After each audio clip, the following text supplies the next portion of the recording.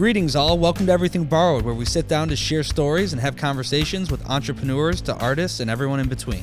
Today's episode is powered by Blake's Hard Cider, 100% fresh pressed, all natural and gluten-free, straight from our family's 75-year-old farm in Southeast Michigan. Find us in your local grocer or have Blake's direct ship to your home by visiting blakestore.com. Use promo code EverythingBorrowed to receive 10% off your first order. Must be 21 years of age. Please enjoy mindfully.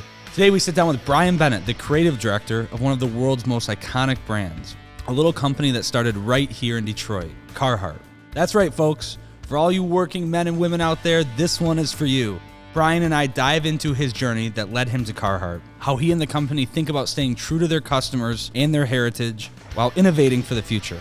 Brian is a fascinating guy, and this conversation was truly one of the more stimulating ones I've had. I think we all can learn something from Brian and what the team at Carhartt have done. Hope you all enjoy. Thank you for coming, by the way. Thank you for having me. Yeah, of course. I really wanted to just jump into it a little bit and kind of start talking about you. Obviously, Carhartt's such a huge brand, and there's so much, to uncover there and to talk about. But I'm really kind of curious, what led you to this point in your career with Carhartt? Where'd you come from before?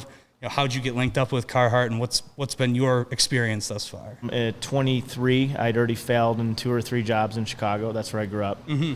After school, I went into sales. Like Chicago proper or outskirts? I grew up in the city on the south side. Wow. It was the 97 when I was done with school, and, jobs were plentiful. You could almost do anything outside of going to medical or, law school. So I first went into commercial real estate. Had no idea what I was doing. I was just sick of being broke, and I wanted to make money. I found out that was a terrible motivation for what you want to do in life. Yeah. So I hated it pretty quickly. I had to write these 90-page appraisals on real estate properties, commercial and industrial in the city, and I was terrible at it. And then I was like, all right, well, I want to get into sales because that's more with people. Yeah. I love being around people, and my friends had this telecommunication company where I had to sell phone systems into companies. Again, I was an awful salesman, awful. You to sell anything, you have to be pretty passionate about it.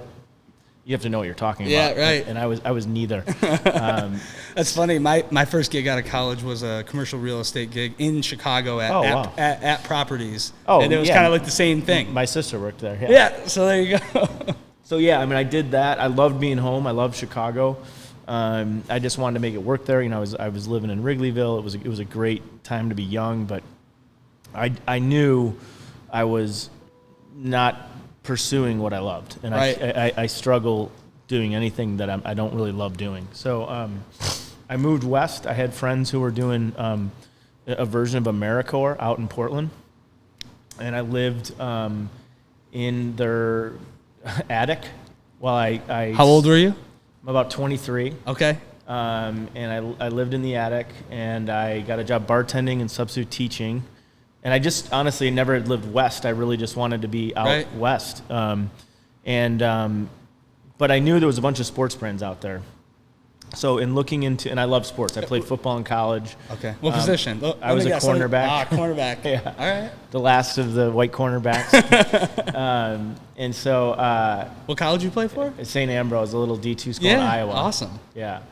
And so I always had a good football. I worked at the Olympics in college. I played football. I ran triathlons when I, before I jumped into this awesome dad bod I'm rocking these days. And anyway, so Nike's out there, yep. Adidas is out there, yep. Columbia's out there, and I start learning how to pursue these guys because I just loved sport. I loved being outside, and they're all impossible to get into. Right. And through a friend of a friend, I got. But you wanted to get into them. I mean, you were kind of into sales, kind of previously, and you were just trying to break into, Yeah, into marketing, yeah.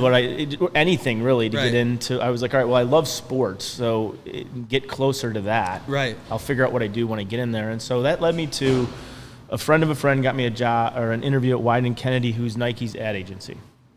Okay. And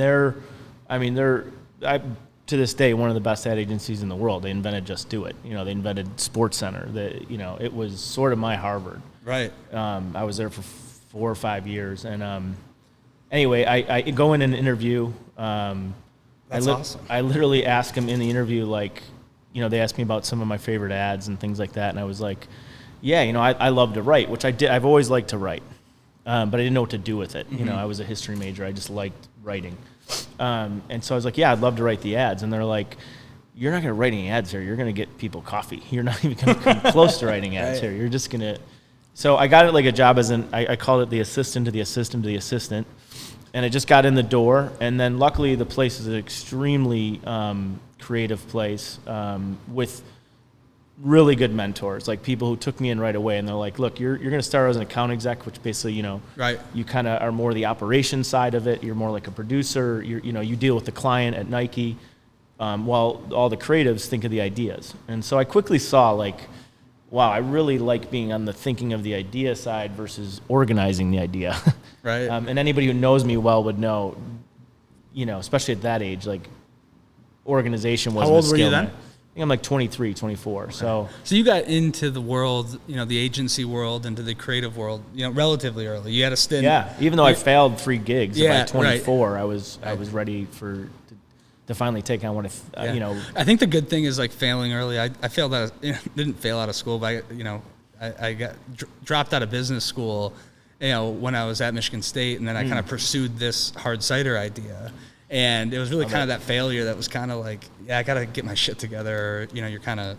It puts a chip on your shoulder. It does, right? A little bit, and then I kind of always was like, you know, I kind of want to prove, you know, the business school wrong, and, you know, I wasn't interested. I didn't, you know, it was boring. You know, it's all that sort of stuff when you're young and angsty. But, you know, as you kind of look through it, it was really motivating. It was interesting to kind of have those kind of tribulations early, so it kind of can set you on that path, you know, for the remainder. So, you know, for me, I'm grateful for it. But it was. You guys asked me last night, and it sounds like you apply this logic.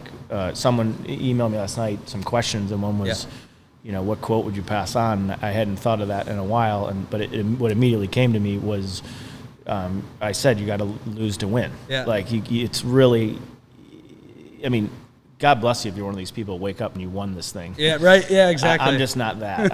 I generally have to stub my toe and bump my face a couple times. So, yeah, I think that's probably the best thing that happened to you. Yeah, right. The creating that fake boogeyman of doubt. Right. Exactly. And I think that.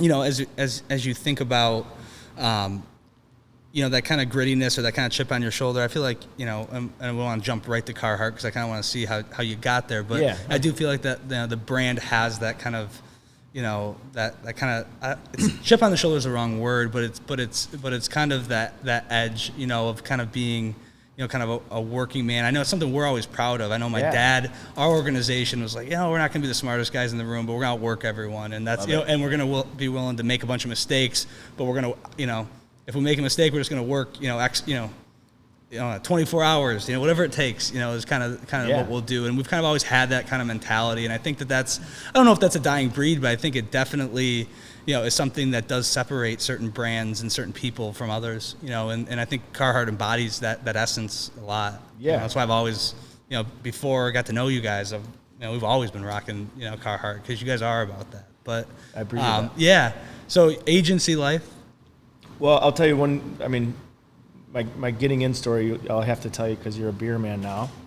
You'll appreciate. Again, I didn't know what I was talking about. I didn't go to advertising grad school or I didn't have a business degree. I was a history major. I just luckily knew a lot. I was pretty passionate about sports, and so I was pretty good at. I grew up in Chicago, so I grew up with the '85 Bears, the Jordan years. Like, yeah, you got spoiled. I knew what good was. I certainly knew what bad was from I love the White Sox. Anyway, I interview and I'm in this moment where I'm like, holy shit! Like just looking around the building, seeing the work on the wall, seeing how, you know, casual the place was. I was like, this is my dream job. Like I was realizing it, and so I left the interview and I went and sat down at a bar and had a beer, and I just started writing on a cocktail napkin how bad I wanted this job. And the story in my family goes, I'm from like 4 or 5 generations of Chicago policemen. And, you know, the tales go, one of my grandpas to get on when they came from Ireland was, you know, given a case of beer to get out in the precinct he wanted to, right? You're Irish as well? Yeah. My dad's from a family of 13, Irish Catholic. Nice. So, I'm an Irish Catholic. Yeah, so I know him well. My mom's one of 9. Yeah, right. So that mentality, it was St. Patrick's Day. Yeah. So I wrote down, you know, why I got him a case of beer, and I just said Happy St. Patrick's Day. Like I really think I this is my fate to work here. And so and my roommate was like, "You're an idiot," and he was also a Southside Chicago kid. He's like, "They're never gonna buy this, dude." Right. And so I give him the cocktail napkin and the case of beer. And I waited around for like 3 weeks. I called them every day to see if I got it. And, finally they called and they're like, "Look, there was like 2 other people who were clearly way more experienced. They were better than you, but you gave us a case of beer, so we're going to take a chance on it." Yeah, right. And so, I just appreciated how I got into it. It was a bit of luck. It was a bit of bravery. It was a bit of like, stupidity. I went to Oregon with $500 in my pocket, and all of a sudden I've kind of found like you kind of just got to take those blind chances to get somewhere. Yeah, I mean, when I think about when we launched Blake's Hard Cider, I got Meyer, the company out on the west side of the state. They I pitched them products we didn't even have, and they said yes, and then we had to figure out how to do it. I love that. But but the guy that we were pitching to like really liked what we were about, and he saw it, and he kind of just took the chance. And you kind of need that little, Phil Radner is his name, and you kind of need that little bit of luck from the universe or whatever it is, or from someone who just wants to take a chance on a kid. Well, it's my favorite quote. You just said it. It's if you want something bad enough, the whole world conspires to see that you get it. Yeah, right. It sounds like that guy is part of that, right? Yeah, right, exactly. And I don't know if my experience, if I just, my hippie days stayed with me for too long, but, I do kind of believe in that philosophy a little bit. It seems like it works, when you actually have that experience happen, and you see those things that align and the dots that connect, you're like, I don't think that's not a possibility.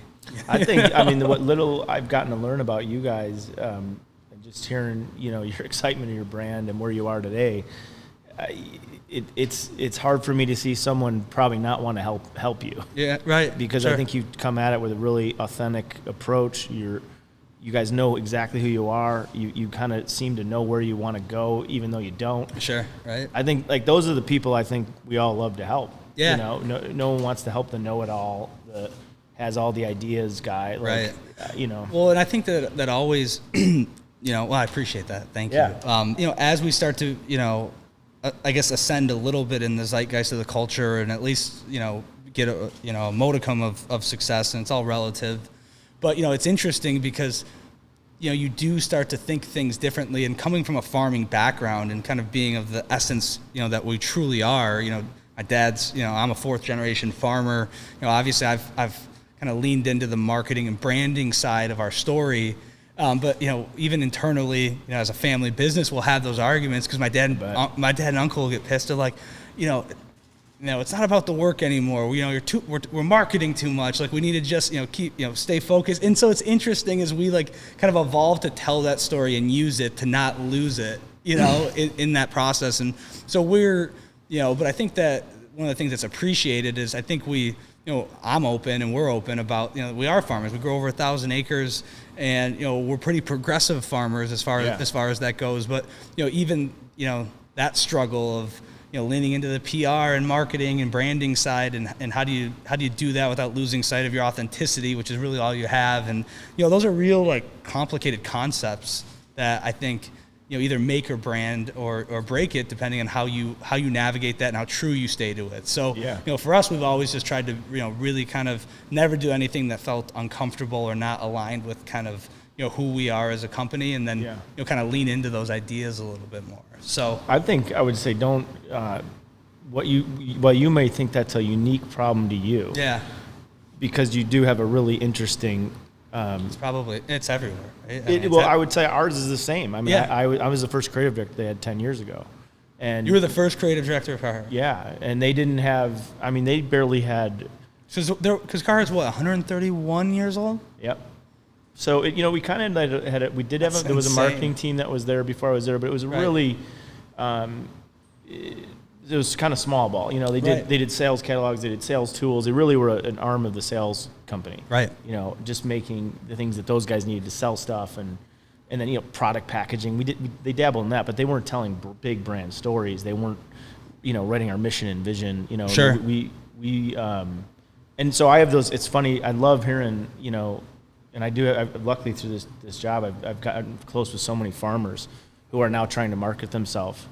And it's hard for us. And I'm like, yeah, that's kind of, I feel the same because I work for a 131-year-old manufacturing company where they understand, just like you're describing your dad, like he gets like, hey, if we pick this many bushels, we make this much dollars, right? Like they're so dollars and cents. It's a production, and that's Carhartt. Like we have this much fabric, we can make this much stuff. And I'm the guy in the room who's like, well, if we have a film about, how we collabed with Blake's, and we told this great, tease me. Yeah, we had this great farmer story. I can say things. You can describe why it'll be good for the brand. We can get into metrics and all that. Sure. Yes, but like, it's just gray. There's a lot of it's going to be gray. Did that work or not? Sometimes you just got to trust. And so when you operate with people who, if marketing is living in the gray. You and I live in the gray. Your dad lives in the ground. Yeah, I can just imagine that, right? Like it's absolute. He knows if it's going to rain or not. When it's got to get done. And so. I always appreciate looking at the science side of it, the math side of it, because that's not what I'm good at. I trust others at Carhartt to focus on that. Right. But you got to have, they call it like, the perfect blend of art and science. You have to have an art that can tell this story, and then you just got to have the science and the math that does the work. That can verify. But you need them both. Right. And everyone always argues, over one over the other, and one's getting more attention than the other. I think we all got to get past that because they're both needed. Any good company is good at both. Right. And that was one of the things I was going to ask you. I grew up with Carhartt. I mean, I have pictures of, my dad, my uncle, people from the 80s, rocking Carhartt stuff, the 70s, it's been around forever. It's been a part of what we've done forever. But one of the things I was talking about with Chelsea, one of our creative directors, is I feel like, and maybe it was when you got here, maybe it was about 10 years ago. I don't know, 5 years ago. I felt like it really it transcended into the culture, and you started seeing like everyone, wear it, and it became kind of an iconic thing to wear, beyond the working man. It kind of, it's still first and foremost for the working man, but because you did that so well and you told that story so well, it seemed that people wanted to grab onto that essence, because even if they, these actors and, even if they're not, the classic working man, that they love what that embodies, because it embodies kind of grit and like outworking and out hustling and, all those sorts of things. So, was there a campaign specifically where you guys felt that? Outwork them all was the first thing that we came up with as a campaign. Is that right? Yeah. Which was about that. I mean, it's everything that you're talking about. Look, I walked into a sleeping giant. I walked into like the most beautiful challenge you could have ever asked for. It was at the time, what are we, 132 now? We were 122. It was already 122 years old, but it never really talked really loud. Although the founder, Hamilton, was an incredible marketer. So the early years were amazing. He was really smart. We'll get to him later. I'm excited. I want to tell you about him. He's a gem. But then the next two leaders until Mark, who's the leader now, it's the next two generations were. They just kept the business afloat. They were great manufacturers. They dealt with getting us out of the Great Depression, 70s. They had some rocky times, but the brand just stayed consistent. So Mark, who took over, I guess in the 90s, he's now our owner, fourth generation. That's so awesome. Mark's got a great vision, and his vision was bringing Tony, my boss, and I on, and that's, back to where I came from. The CMO was at Nike. He was a client of mine. He later goes from Under Armour to Carhartt and says, Brian, come on out here and help us start this thing. Tony. Yeah, Tony. You met Tony. Okay, so great guy. Yeah, so Tony brought me. I was one of his first hires, and we said, let's build an agency in house, much like you guys have here, which I love. Is like we're the same thing. Like no one's going to tell your story better than you guys. Right? You guys live this land. That was the real problem when we started, really looking at telling our story. And we talk to agencies. I'm like, it feels hollow. Yeah. And yes, there's some really unique ideation that comes from there, because sometimes you're too in it to really see the opportunity to say it differently. But, I always just felt like it felt shallow and hollow and not really, like you didn't really have your fingerprints on your own story. It's like, everyone talks about politicians, and it's like you can tell when they're just like boxed in and they're wearing the colors that they're supposed to and whatever. It's like, we have a little bit more, we have more flaws in that in a good way. Like, maybe people should see those, a little bit more relatable. For sure. And I mean, I always say, like, I don't know how, I mean, it was brave what I did 10 years ago in the industry. I'd always worked on the ad agency side. Right. And everyone's like, are you sure you want to go inside the client? I mean, a lot of good mentors were like, you know what you're doing here? And I was like, listen, I just feel different about this one because it's family run. I really liked Mark, the owner. I trusted Tony. I like him. And they were going to give me a lot of green space. Right. But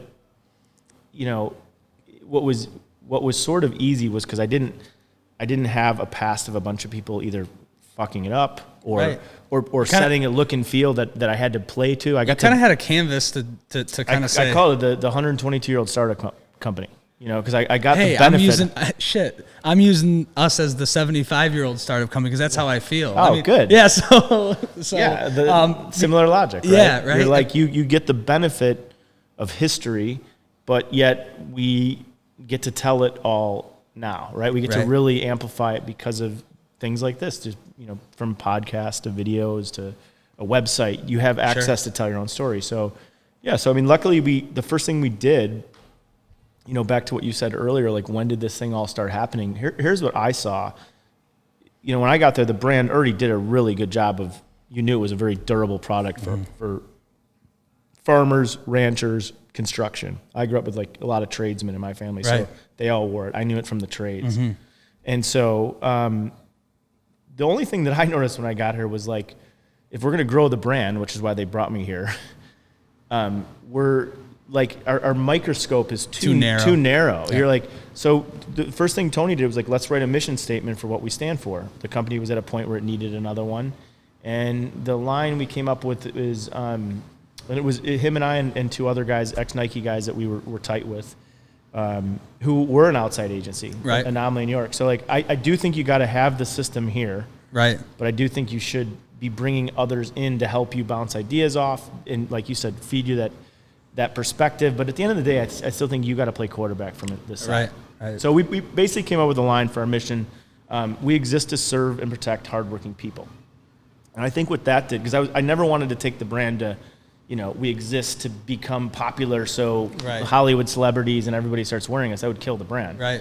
But what was obvious to me pretty quickly was, like, there are so many, especially like now in the last 20 years, work has evolved so much. It's not just like farming and construction anymore. Yeah. And it's like you go sit with a potter for 8 hours and watch how that woman or guy works, or a glass blower. Those people work, man. And they get their shit burnt, hurt. Yeah, right. They need gear that holds up. So all we try to do is just widen the aperture of what work meant. Right. Of what and back to, like, you were talking about earlier, I don't know if you'd sound, I mean, I would say you're still in it. I call myself blue collar DNA. I come from tradesmen, policemen, firemen, but my dad will tell you these hands can't fix shit. Yeah. They're built for typing. Yeah, right. I just know the mindset. Yeah. And I think there's a lot of, that's where, like, a lot of celebrities or NFL guys come to us all the time. And here's what's really freaking cool about it. The ones who come to me always came from a blue collar background. Yeah. And they don't want to lose their identity. Yeah. Like Von Miller we work with, guy grew up, a chicken farmer. He grew up with a dad who was an electrician. Cool. Jason Momoa, I mean, again, he was hounding me for years right when I started. I want to do a project. I'm like, why is this guy from Baywatch and Game of Thrones calling us? And then I finally meet him and find out he grew up in Iowa. He wasn't a farmer. One side of his family was farming. The other side was construction. But he was an Iowa kid. Right. Like he grew up with this brand. He loved it for the right reasons. So, that's where I think I've tried to protect us. Like, if we're gonna do stuff with interesting, different people, just make sure they're from the brand. Right. Truly. Not, So I don't know. That's one way I've tried to, like, keep this thing authentic, but widen it. Right. Well, I think how have you done that? Are you figuring that out? I mean, how do you? I mean, cider is such a specific. So for us, our staple is really, in the business of making memories. We kind of look at our family of companies. It's cool. It's food, beverage, and entertainment, and that's kind of the world in which we play. And my grandpa actually, kind of started with the idea, but the idea of we're in the business of making memories. You know, we have a cyclical nature to our business, and we also have a cyclical nature to the types of experiences. You know, is that your mission statement? Yeah, like making memories. Yeah, making memories. I love that. Yeah, I mean, because you know, for me and for us, it always kind of expanded beyond just a product, because people come out here in a way to kind of, you know, one, get connected back to nature, back to farming, back to kind of those roots and those, you know, those kind of raw ingredients of life. And, you know, we're actually working on this kind of life cycle thing. I'm not sure exactly what we'll do with it, but, you know, the different reasons people come out here at these pinnacle moments in people's, you know, lives, you know, with their families. It's like you have your baby's first birthday out here, you know, you got to get them out on the, you know, picking apples, you know, and then you do that. And then, you know, you watch, you know, people come out here on their first date, you know, and then there's kind of like, then you have a kid and you bring your kid out here. That's cool. You know, and then, you know, I was bummed I couldn't bring my whole family. Yeah, I got on the site today. I'm like, God damn it, they got animals and yeah. stuff. Yeah. Yeah. And so, you know, it's kind of like we always looked at, we're in this, you know, this life cycle. We're there to facilitate and be stewards of, you know, I guess a profession, a craft, you know, of nature, of agriculture, if you will, and be the educators of and the communicators too. And, you know, we just really want to facilitate that experience in the best way, and then bring products also that I guess people can associate with, you know, that essence. So that's really, you know, what we're working on from that. And then, you know, on Hard Cider, our taglines, you know, from our backyard, and a lot of our products that are physically brought, you know, that's kind of our mantra, you know, is that's where the products are inspired from. They're grown here, you know, produced here, ideated here, and then, you know, mostly manufactured here as we, you know, continue to grow. So that's, you know, those are kind of the marketing, you know, I guess poles that we were kind of building those two brands on. But I like them because they're. Would your dad say it's the same? Like he likes that, or would he say it's a it's a farm? No, just so, based on what you were saying earlier about it. So no, you know, he believes that, and we believe that in our core, and they always operate that. I mean, my dad and uncle were the ones who expanded. You know, we're the second most visited spot in Metro Detroit behind Comerica. Like, people come out here and visit us, so we've always been in that. My dad and uncle actually expanded that. Cool. But they don't like the, you know, farmers don't like, you know, if you could say something, they don't like tooting their own horn. They don't like self-promoting. So they are very like, you know, uncomfortable with that idea. So anything that you're talking about, you know, that, and at some point, you know, it becomes part of the conversation. It becomes what you're doing, and, you know, they just are more like nose to the grindstone type.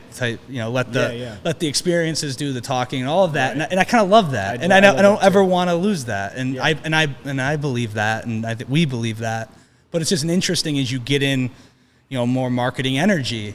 And people are looking for all sorts of ways to tell stories, and, you know, for them, they just are really big in like the work and the product, be it experience, food, beverage. Yeah, you know, kind of speak for itself. Well, people come up here for that though too. Yeah, no one, I imagine, coming up here to meet some showmen. Right. Yeah. Exactly. Know, like they actually want to see some people probably working while they're picking their apples. Yeah, like, that's what I love. You know, like. Yeah, and that's what we want to do, especially as things become more digital and more, you know, cerebral. You know, we want to be a place where you can come back to and be like, this is, you know, what our heritage is. This is kind of what, this is natural, you know, for whatever that means anymore. Yeah. You know, this is kind of getting back to that. Yeah. You know, and you know, I think we can be a solace for people to experience that, and then hopefully curate their curiosities to, you know, want to plant a garden, want to learn how to farm, want to know where their food comes from. You know, I think those are all things that we can help steward a little bit and want to. I mean, you know, I think we're working on some stuff together with, like, you know, an urban farming initiative, and, like, you know, how can we be better educators of just anyone who comes out here about,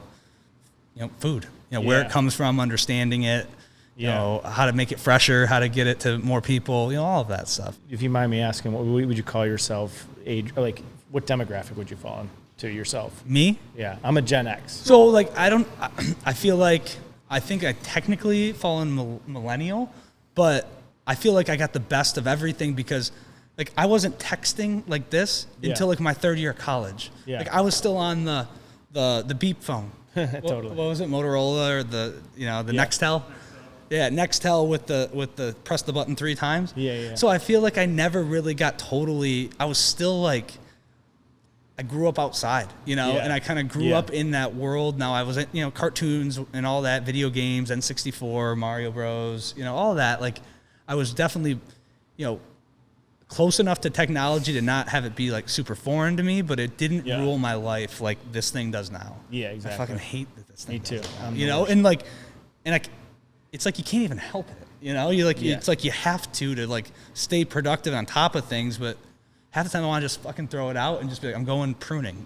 Well, I mean, it sounds like I'm the same.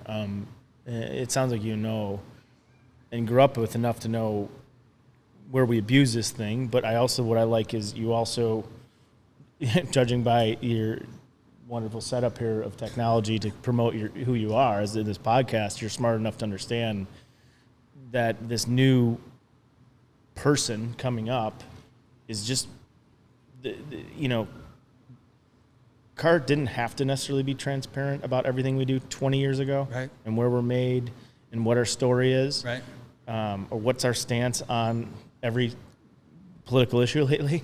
We get pressed on things like that. I wanted to ask you about that. And well, I would just say, like in general, we all have to be more transparent for whether that's how we make stuff, whether it's just because we want to share your heritage story, right? Like people are buying, maybe our dads didn't buy brands because they cared where it was made. They just need this shit to work. Right. This generation, no, they want to know every single thing about Who are the people behind it? Are they good people? What do they because believe they grew up with politically? information at their fingertips. I can Google right now, what's Carhartt's, position on this, or where was this made, and that's again, that's a good thing. I don't have I would rather be as transparent as possible. I think that's one of the things that my boss Tony has done with our senior leadership team is just really get them to understand this is why we have to go tell these stories, why we have to have a website that's robust with information, because Carhartt didn't think they had to. They didn't, whether it was like your dad. Carhartt's very similar. They, Mark, it's an insanely humble family who, makes donations and doesn't tell anyone about it. Right. That's how, anyone else would say like, hey, you should make that through Carhartt because it, represents what you do for the community. And again, he's so humble, he doesn't need to do that. I've heard nothing but great things. It's honestly, it's an unbelievable family, and it's why I'm still there. I've been there 10 years. I've never been anywhere. Never was anywhere longer than 4 years. And honestly, it's because I enjoy working for this family. I get that we're all in this to honestly pass it down to the next generation for them. Yeah. That's what I like about it. That's amazing. It's a good challenge and promise to have. So give yourself a goal. Yeah, right. Exactly. You were talking on something, I think I cut you off, but you were talking about the evolution of workwear and kind of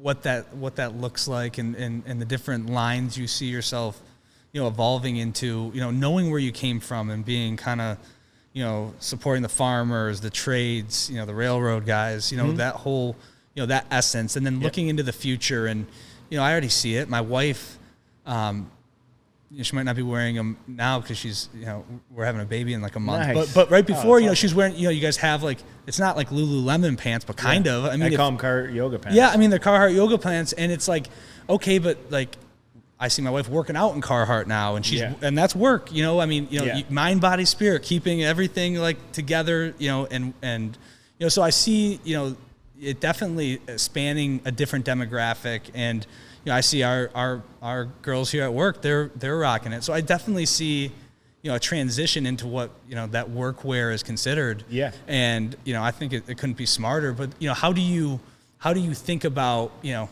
that messaging and then, and then kind of the historical messaging, and how do you blend those, or do they kind of seem to naturally, I luckily only have the answer to this question because we've been working on it for like a year. And we just, you'll be the first to get it. We just kind of launched this campaign at our global sales meeting a month ago, and it will start, hitting the consumer in fall of 22, but really more spring 22. Mm-hmm. And I'll just give you some you have perfect examples of things that keep me up at night, and to think about how do we expand this brand authentically. I'll start with, there was a meme going around this a couple months ago that I freaking loved, but it also terrified me. And it said, lately, and it was someone who posted it on Twitter, but it just like took off and spread really well. And it just said, lately everybody wants to wear Carhartt until it's time to do some Carhartt shit. I fucking love that. I know, isn't that great? It's awesome. And I'm like, yes, this is great that people, we're more accessible. Our distribution got bigger. We're in Dick's now. We're in Cabela's. We're in Bass Pro Shop. We're in things like that, right? So we're just out there more. Right. We used to be hard to find. We were in like hardware stores and Tractor Supply. Now we have huge footprints in Tractor Supply. Right. Even that we're bigger in. So the brand I've been there 10 years. Our growth in those 10 years has been incredible, but you have to still be scared. Are you growing with the right people? Right. And so the way we're going to try and keep communicating to people in the future, and I'll use your wife as a good example. It's like, look, these pants are really, I think I know the pants she's wearing, but like it's like a number one seller right now. It's crazy how many people are coming to the site to get them. The girls at work like talk about it all the time. Yeah. So we started writing some lines so our product has just gotten, they've figured out a way, and it's like really true credit to our product team. They figured out how to make our stuff lighter, but just as durable. They're never going to give up durability. But we've been trying to figure out how do we put bend, flex, stretch into everything we make, because I always say this kid, this is the Under Armour generation that came up with like tight, light-fitting gear. They know it, So, there's a line we wrote, and these are more strategy lines than they are like a tagline or like a headline for ads. But we just started when I saw all this product. That again is it's pretty really future forward. It looks really Carhartt, but it just feels different. Like you put it on, and you can feel like the flex in you, right? Yep. So we started like having like these great debates, and one of the things that came up was like, take those yoga pants, for example. It's like, do you want a pair of pants that can get you through a workout and also kick ass on the job site?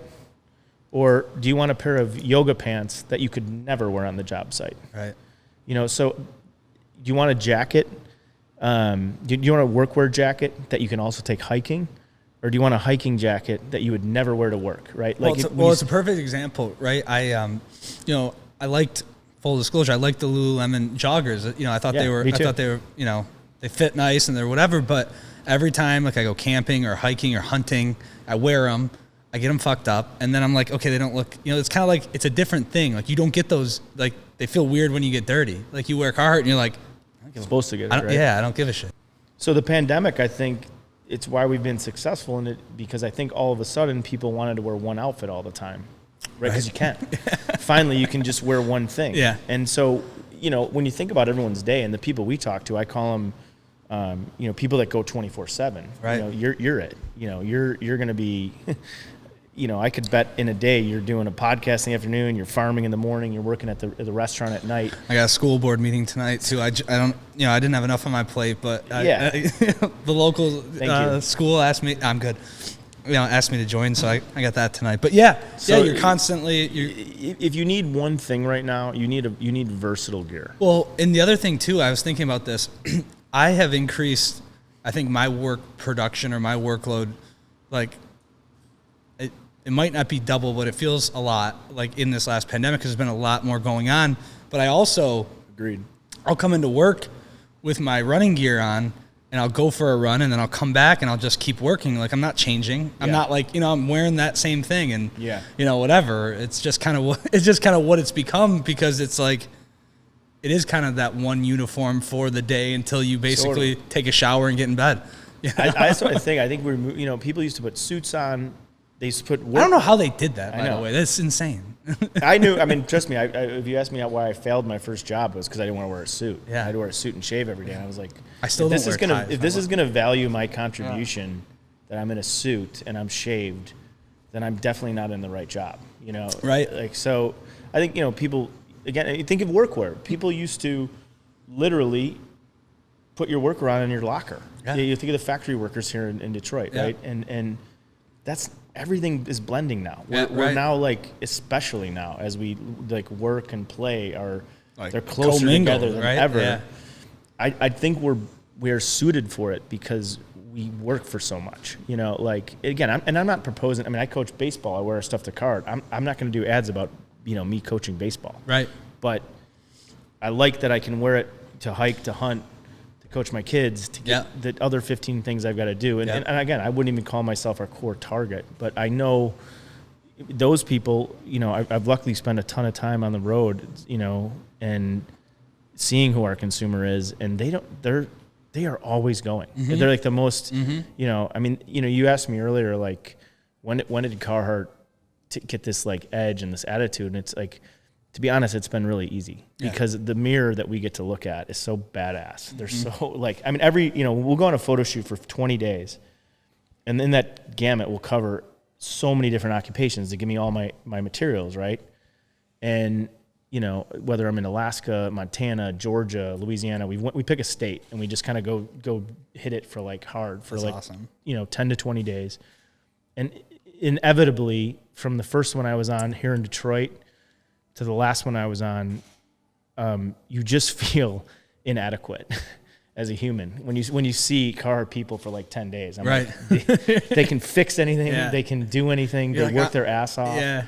It's honestly like, how could you not? You're like even when soft, I came creative hands. Yeah, you're just like, I can, and they're like, you're really smart too. I love your script. I'm like, these are typing hands. Yeah, This isn't I'm not solving anything. I always feel like if the aliens came down, I'd be like, just take me right now. I'm of no value. Keep some of these people around. That's funny. We talked a little bit about, the grit of the brand and how much do you feel, you're not a Detroit native, but you're a Midwest guy. How much do you feel that like coming from Detroit, being from Detroit has created that, and why? Could you give some creative context as far as what you feel that's done for the brand, just where it's been based? The very first thing I did when I got here, I didn't want to even move here because I'm a Chicago kid, and just really I was happy. I'm the oldest. I just had a 1 and a 2 year old, right? And now I was gonna like take them from my parents to move to come to Detroit, and so I just had a cocky Chicago kid attitude. Yeah, like, right. I don't want to move to Michigan. I mean, I love Michigan. Yep. Don't get me wrong, but Detroit, I was like, what's a company like Detroit like? And so luckily, right when I got here, this is 10 years ago. I mean, Detroit was really like, at the moment they were being called like the new Brooklyn. Right. It was all of a sudden come back. Yeah, I started meeting these urban farmers. I started meeting, the guys who started Slows, Phil Cooley, and what he started showing me these things he was doing, rebuilding the city. And then I just started these guys, Blight Busters, who were going into Redford and tearing buildings down. Like I got hooked up right away with some really intelligent, interesting, hardworking Detroit people, and got to learn Detroit, and was like, immediately started telling my friends in Chicago, like, you dudes, we got Detroit all wrong. Detroit's awesome right now. And to be honest, my wife and I would have moved there had we not had a 1 and a 2 year old and just needed to think about school. And quite honestly, Ann Arbor puts me, 45 minutes closer to getting back to Chicago when I needed to. Yep. So it made sense to move there. But I really was like, damn, I wish we were in Detroit, because this is like, something's happening here right now. You could tell. And it's still, obviously it still is, right? And so immediately, that was the first photo shoot I did, was Detroit. I bring it into Mark Valade, who's really a proud Detroiter. He's the owner I was talking about. The Valade family now, they're in charge of Carhartt. Mm-hmm. And so I bring in this lookbook where I did all these like beautiful portraits. John Rose, a Detroit photographer that I love, I still work with. He shot everything, and I show Mark this whole book, and he's a proud Detroiter. And I think I think I just hit the biggest home run ever, right? And he's like. And I still tease him about this because he let me do it in the end. But like, he was like, why do we need to tell the world we're from Detroit? Which, in fairness, Chrysler had already done a really decent job. Right, they did that whole campaign with with Eminem, and I was like, look, this isn't like, we should do it, or maybe we like this. You have to do it. You have to talk about where your backyard is. You're from 1889 here. Mm-hmm. Like, let people know. This is what a great backdrop for hard work, for like having a chip on your shoulder, for being the ones who do the dirty work. I mean, it was just like, and we found great stories who were that, you know. So, and just like the reinvention of what was happening with it. And so kind of like it all clicked. Yeah. And like, he was, to his credit, like that's why I just love his vision. He knows what he wants this brand to be. But he's really great about letting, you know, us get him there, you know, and offer up things that he wasn't thinking of. And, you know, he went from like, okay, I'm going to trust you guys that this is going to be how we're going to launch the new campaign. And, you know, it's not like we set the world on fire with it, but you couldn't, for me, I called it chapter 1. I couldn't start telling this brand story without starting about where it's from. Right. You know, and we're still always looking for unique ways. I think that's probably what we're all talking. I like anything in Detroit or Michigan's backyard, because we've been here, you know, it's like we owe it to the neighborhood to do that. Well, I do think that, you know, as you look at the brand of Detroit, if that's like a way you can think about it, you know, I feel like that it does resonate with you know, that working man, woman, you know, kind of culture. And I think that has, you know, that has exportability, I guess, you know, to areas and places that don't quite have that, that are a little, you know, more pinky up and a little bit more, you know, not elitist, but a little bit more, you know, coastal, if you will. Totally. You know, so people, I think, at some point envy that. You know, it's like, all right, you know. I was bummed how many people didn't know Carhartt was from Detroit. Right.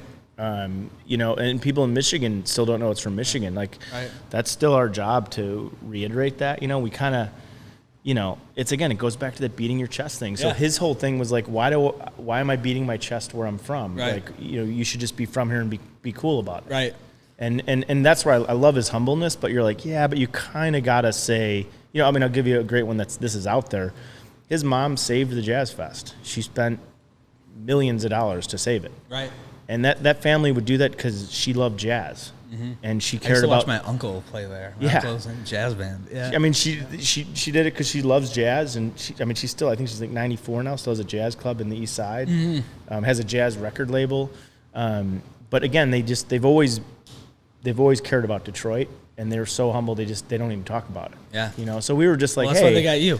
Yeah. They got a lot of smart people. They're trying to remind them, like, you know, our backyard. You know, if you don't prove yourself in your own community, how are you going to go prove yourself across the country? Sure. You know, one of the things I wanted to ask you, you kind of mentioned it earlier, and it's kind of the temperature, you know, and the climate that the whole, you know, United States and presumably the world's in is, you know, everything is political, and everything is looking for a company stance, and, you know, it's this very, you know, kind of bipolar, you know, very, you know, polarizing, you know, landscape where a business has to, you know, either make a stance, and if they're quiet, they're not. And it's really tough to navigate that as a business. And, you know, I feel like every year there's something that comes out about, you know, us that, like, you know, we either, you know, said the wrong thing or the right thing. And how have you dealt with it? So I don't know, because this is where, you know, as a founder, you know, I feel responsibility for all the employees. But I mean, I kind of think that we, you know, it's really tough, because I think that we stand for something that kind of transcends that. You do. And I feel like you guys do too.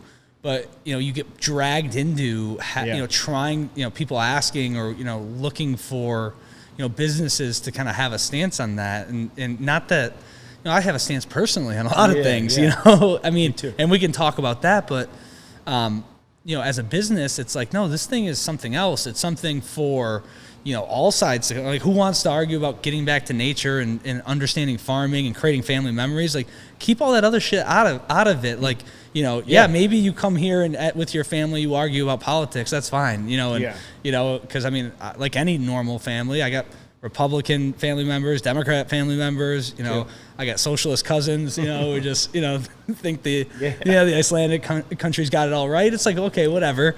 But that's family, and that's all that stuff. So you know, I take a more lighthearted approach to it, but everyone's so fucking serious and looking for like real answers from everyone. And, you know, and if you don't say the right thing, you're on it. But I read an article about, you know, something about you outfitting, you know, or Carhartt outfitting the left and the right. You know, it was like this really, I thought, awesome article that kind of talked about how you really did represent both sides. But I think that's a unique position of influence. And, you on a much smaller scale, I feel that, at least we try to be that, is like, these are things that everyone can come together about. But I hate the fact that things like Carhartt or like Blake's is getting, being asked to come into that conversation. It's an interesting thing, and maybe it happens, maybe it's just a period of time, but I just thought, I read that article and kind of preparing for our interview, and I thought it was a nice one because I do think it to be true about the Carhartt brand. You do transcend left and right politics. And I mean, I think the short answer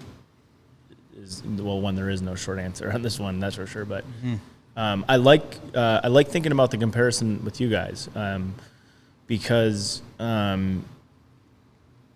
so I mean, I just had a call about this morning. This is really fresh in my mind. We literally had a meeting talking about diversity with other senior leaders in the team, and so here was my speech in that moment. It was like, look, we've always said we don't stand for the left or the right. We stand for hardworking people. And that's something I just try really hard for me to focus on with our stories. I just find if you try and find commonality in people instead of trying to decide why we're all so different, it's just more enjoyable. Yeah. It's more, I think, fruitful. I just think we can get to better places. We can, it's like people want to know where you stand, Brian. They want to know, why are you being quiet, Brian? It's like, what the hell? That's kind of what sometimes people back you into. So be loud about. Here's what I think we should be loud about. I just read this article yesterday. Essential workers. It's in Time magazine. Essential workers have had the hardest year ever. Yeah. That's why the brand's successful. Yeah. Because a bunch of these people went out and worked while people like me sat in Zoom calls in my little protected bubble. Right. They didn't stop. Right. And the stress they took on, you get into opiate addiction, you get into alcohol addiction that's happened to these people. You get into just worn out. I mean, there's not a working class person who will tell you they worked less last year. Right. They all had to work more. So. Yeah, that's what I think as a brand. Let's go be loud about helping that. Right. These political issues. You can choose to be loud about whatever you want. Really. You can take the microphone and really get on your pulpit and stand for whatever. But I just think, where's our place? Who do we owe? Yeah. Who do we owe? Who can we help? And who do we and who do we serve as a community and working class people. For us, families. Think about it. Every family, I don't care what your religion is, your race is, has a family member who's working class, who's wiped out, who's again maybe has addiction problems now. Let's go solve that. Right. Let's go get our missions. We need to help get young kids into the trades. I'm literally farming. Thank you. So on that, we're having to grow our own, farmers and tradespeople to work here. I mean, we employ like 900 people. So wow. It's not it's not like it's a decent workforce, a size workforce, and we have great people. But in the trades and in farming, you can't find. I mean, I'm working with recruiters, and I'm like hands-on and trying to solve this because I'm like, trying to find, as my dad and uncle are, they still run our farming operations, and as we get ready to kind of transition that to the next generation, it's like we have to kind of impart and download some of that knowledge and that into a team that can run with that, and to find those individuals that have been experienced in that, grew up in that, want to do that. It's tough, and so. And we're talking about it, at the school board. It's how do you get people into trades? Because right now, we have 5 builds going on right now at 3 different properties, and timelines are all jacked up. It's like trade. There's a little bit of supply chain issue, but really, there is a lack of trades, and so how do we support that? And coming from Armada, which is blue collar town. I have a lot of people I went to high school with who are doing very well in the trades, that are living a great life. It's like, that should be celebrated, that you know how to do something, well, as opposed to just think, okay. You know, no, I think it's coming. I think we're about to hit the pendulum swinging big time. And it has to. It has to because, listen, everyone likes to be like, oh, millennials, Gen Z, they don't know what they're doing. Look, they're like every generation. They're going to want to make money to get stuff. And, you know, when I got done with school in the 90s, you could have went into anything with a history degree from a small school. Right. That's not there anymore. Right. Like, you better know what the hell you're doing, what you want to do, what you can do. You know, we don't need another English lit kid. You know, it's like you can look at like really simple things like, you know, a kid who goes in English lit, he's 120 grand in debt in 4 years at least. It's crazy, man. Versus a kid who goes in to become an elevator repairman who in 2 to 3 years is making 120 grand. Right. It's like someone's going to look at that basic math and go, I'm going to go become an elevator mechanic. You know, I mean, I have 3 kids. They're all brilliant, smart, goofy, silly little kids right now, but like, I hope one of them goes into the trades. And if 3 of them go into the trades, I'll be just as happy. If they say to me like, Dad, I figured out I'm going to go farm. I mean, you know, as an entrepreneur, as like, you know, a serial entrepreneur who can't stop thinking about like ideas and growing business. It's you know what I geek out about.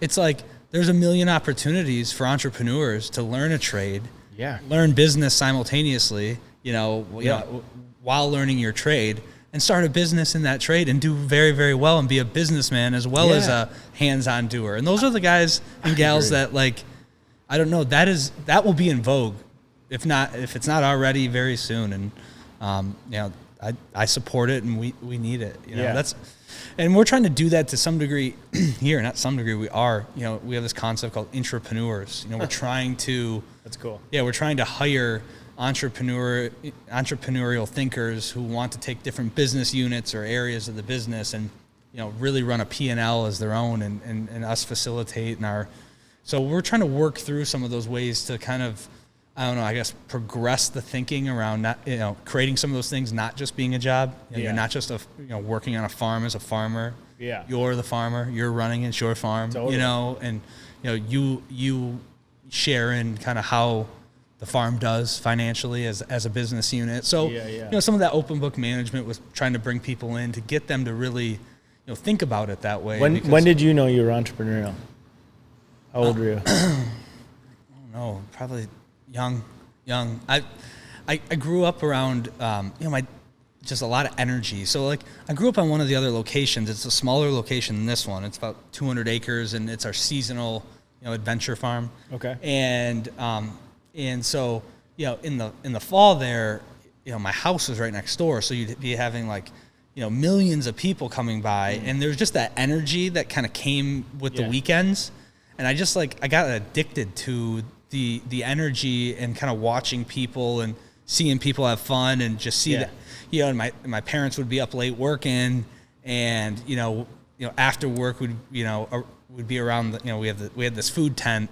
And Larry Penrod, he's still there. He's like 80 years old. You know, we'd always open a, you know, case of beer and the people who worked all day would have a few beers and go home. And it was just kind of like this very like communal, like all based around work and you're tired and it's like 11 o'clock and you just kind of like, and over a beer, you kind of talk about the day, you know, about some crazy customers, about whatever happened. And it was like, I fell in love with that kind of hard day's work and kind of the camaraderie that came with working side by side with a bunch of people.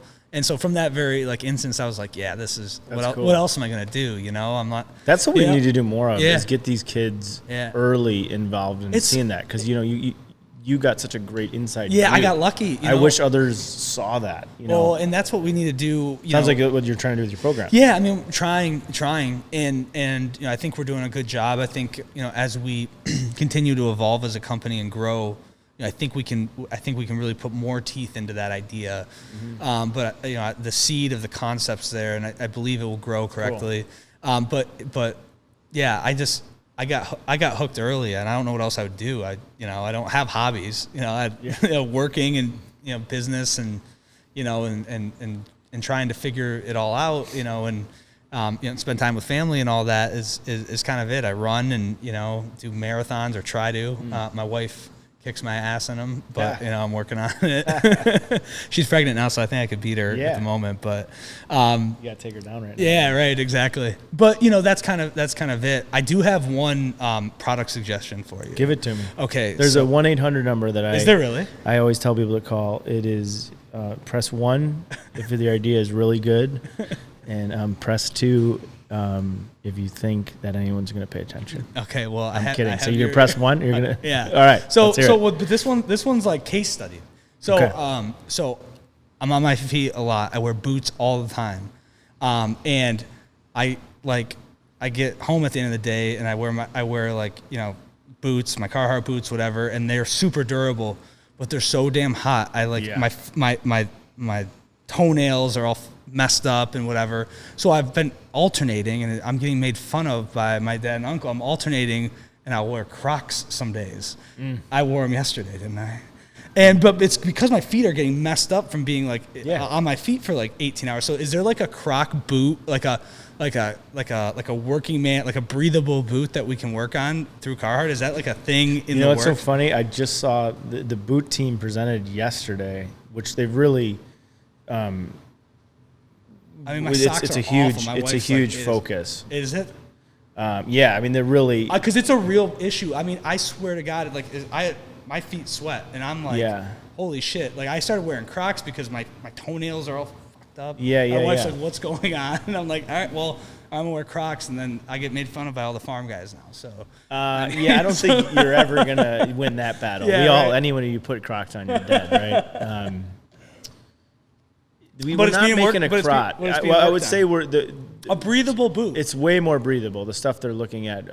Because I love Carhartt boots, but but they're thick and heavy and hot, and I think that there's an opportunity there. Not to be, I'm a huge fan. I will send you some CAD drawings to give you faith that's coming. I will say that team's they're actually a really cool project. They're working with this guy.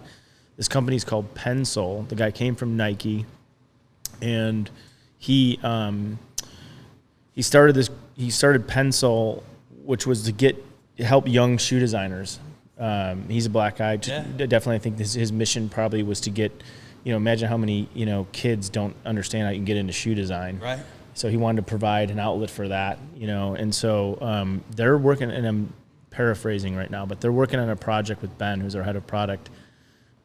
He gave them a challenge, and I can't remember what it quite was. Mm-hmm. I think I'll probably be in trouble for saying some of the stuff, but there's nothing. There's nothing. We're not solving world problems here. But I know they used Amazon as a good example. Yeah. I ended up hearing the average Amazon. I heard this yesterday. The average Amazon worker walks 12 to 15 miles a day. I bet every farmer does too. So they were working on a shoe specifically for that, being inside, and a lot of people go from inside to outside. I know that was an issue. Mm-hmm. So again, I'll give. Sounds like you guys are on it. We are. There's so many things. I feel like in my 10 years here, when I got here, the women's line, we can all say this openly, it just wasn't there. It wasn't. Mm-hmm. We had someone who didn't get the brand running it. As soon as we brought Alex and Ben in, those guys knew they took women's from not being a strength of ours to now we can't make it fast enough, right. And I think that's our next sort of mission is really, there's a saying in the industry. Nike made this mistake. Under Armour made this mistake that it's called shrink it and pink it. It's called the sales guys come in and they go, just make me this in women's, shrink it and pink it. And we can sell 1 million of them. Right. And I'm not making fun of our sales guys, but that's, I can totally see a sales guy saying that. Or a merchant or whoever. Yeah, right. Even a marketing guy. I'm sure one of us could say that too. So every brand I've heard gets women's wrong out of the gate. And I'm happy to be there now where we're starting to crush it. The ladies I talked to seem to. When I got here, they wore their dads. They wore their husband's jacket. They didn't even like the fit of the women, So, one thing at a time. But I think boots I think that's going to be the next thing we really we'll crush. So we're on it for you. Your idea has been heard. Thank you. Well, I know we've had you here for a while, but feel like we got a really good sense. One of the last things I guess I'll ask you is, and I think we've touched on it, but where does a brand like Carhartt look to go from here? In its storytelling and its brand building. Is it being sold in every country? Is it really telling that story deeper? Different product lines. How do you guys think of that? Yeah, good question.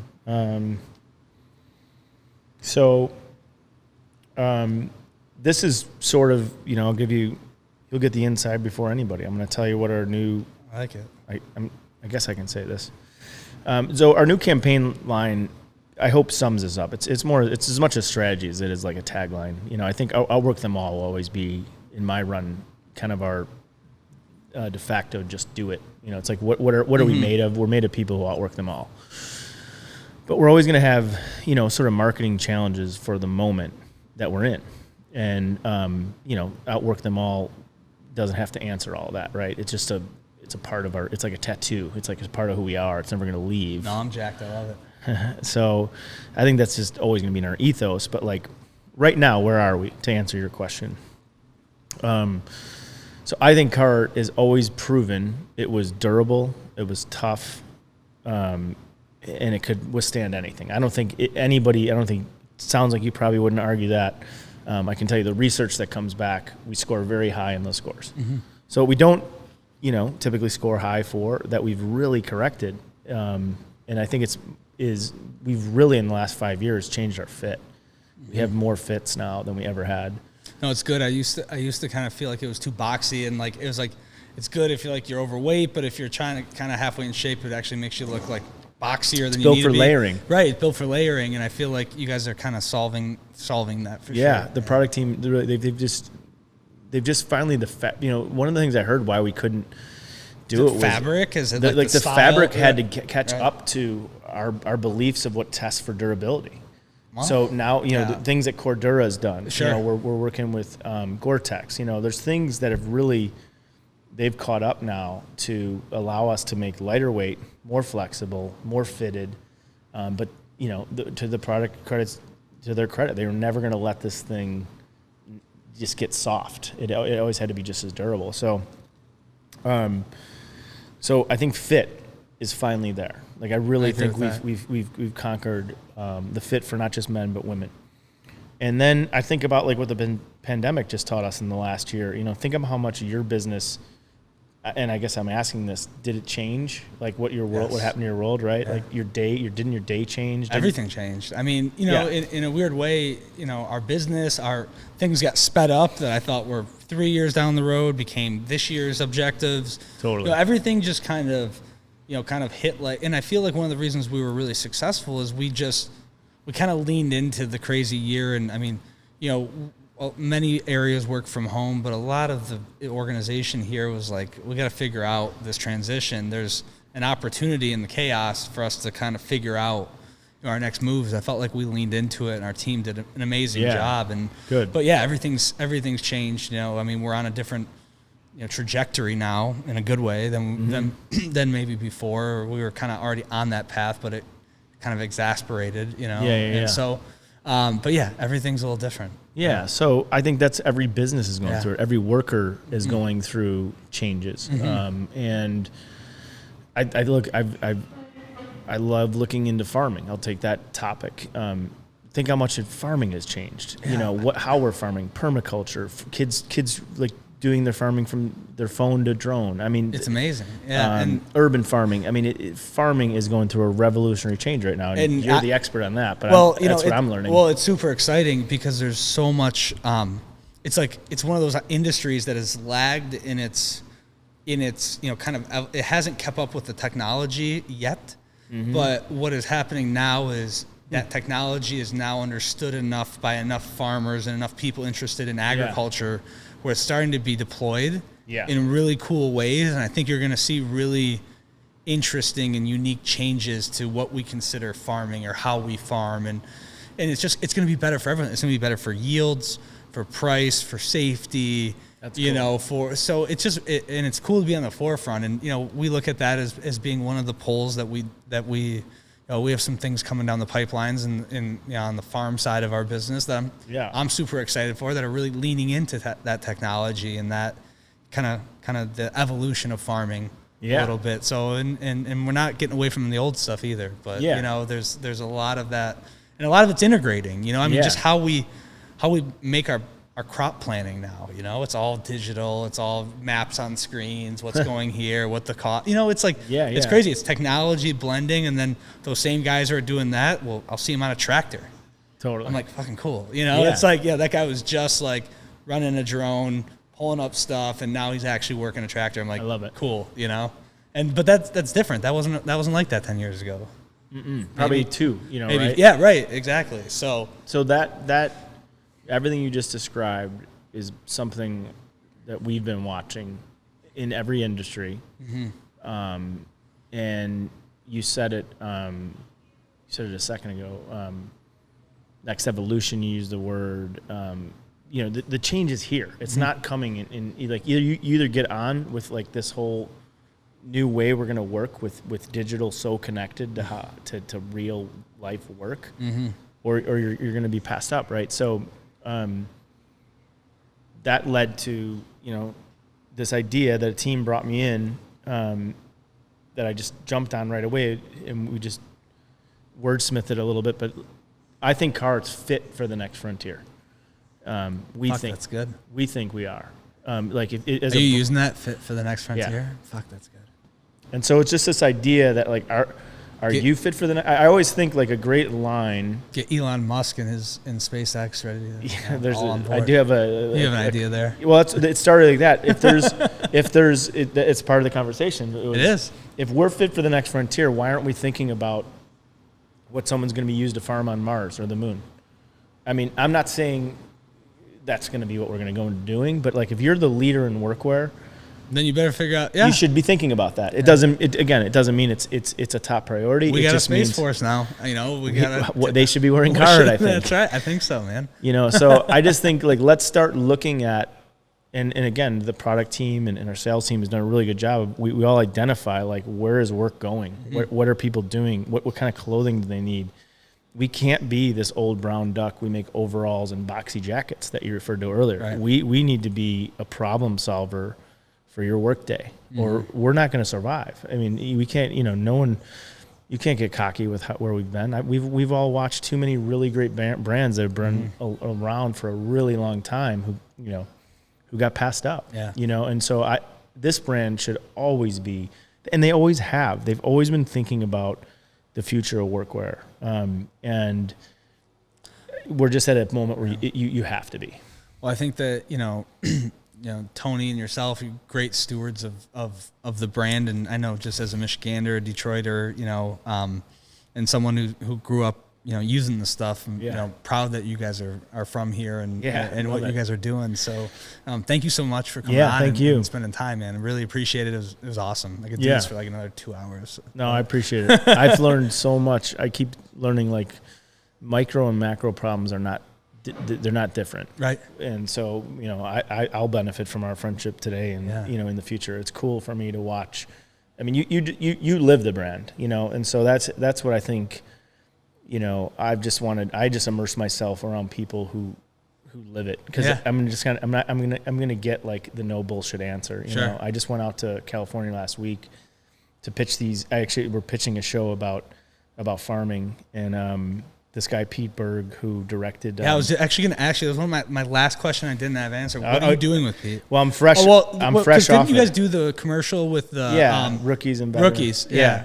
So that was how we met. Okay. And then I was like, look, I want to be this brand, Nomad Land. Have you seen that yet? I'd highly recommend you guys watch it. No. It's really good. The Carhartt jacket plays a character in the movie. Okay. Really. It's a great movie, but we should be making movies because we see too many stories. That's been a mission of mine. Is like we should make. There's too many scripts that I think identify with as a Carhartt person.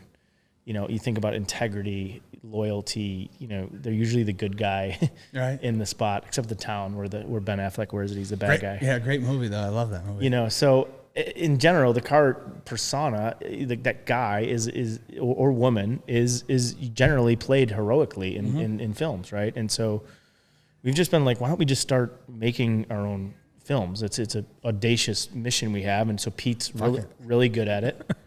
And I went out and pitched him a couple ideas, and he like kind of slapped me. Like he was like, he's like, these aren't. That's kind of why I've paid him to work with him, is because he is an unbelievable storyteller of real America. Yeah. And I threw him some ideas that he just was like, you're getting soft. He's like, you're forgetting about this brand and what got you here, you know, and like, you know, you should be, you know, he's pulled up this like documentary about these coal miners from West Virginia. And then, you know, we started talking about farming, but he was like, you know, let's really get into it. What are the struggles? What are the problems? Like, you know, you don't just, you know,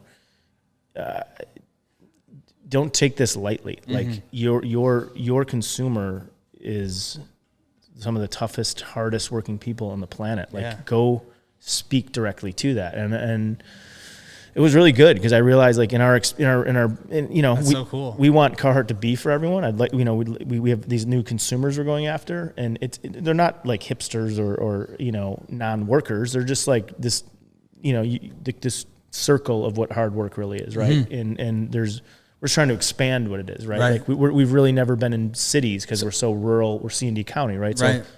So when you look at the, you know, the video piece, you know, is that storytelling, you know, in show form on networks? Is it, you know, that's what we hope. I mean, maybe it could be a show on Netflix. It could be, you know, Deadly. When I got here the first week I was here, I went out with the Deadliest Catch guys. Those guys all wore it. They invited me to go out with them. How was that? It was funny because it was I called it the most boring catch because I wasn't on it was their off season where they do crab fishings in the winter, salmons in the summer. And I could have went to a lake on Troy and got the same footage, which was funny just to make fun of them because they're all pretty badass.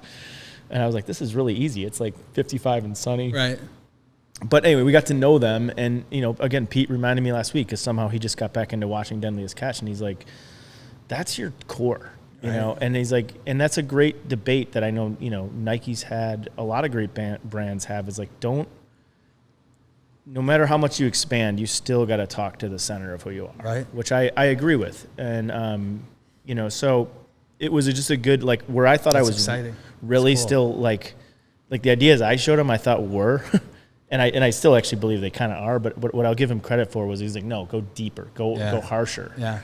And I, you know, it's great. It's why I'm paying him to help me figure this thing out. You can't do this thing on your own. That's what I mean. Like, we can all sit here inside our own buildings and think we have our problem figured out. That's why I need outside people to come in and give me a different point of view and to remind me, you know, maybe your ideas aren't so great and you should see them wider. So that's my lesson for you.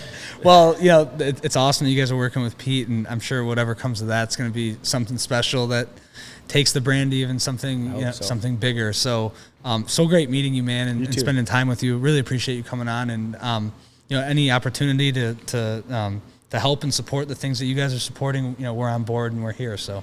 Appreciate it. Yeah. As well. Thanks, man. Thanks for tuning in, everyone. You can find Everything Borrowed on YouTube, Apple Podcasts, Spotify, and iHeartRadio. Show your support and drop a 5-star review to help more people find our channel. Don't forget to subscribe. Stay up to date with us on Facebook, Instagram, and everythingborrowedpodcast.com. EBP is produced by Chelsea Cox, Jason Brown, and Vox Adams. Edited and filmed by Nick Ferguson. Art is by Adam Yarborough. Everything Borrowed is an after-hours media production. Copyright 2021.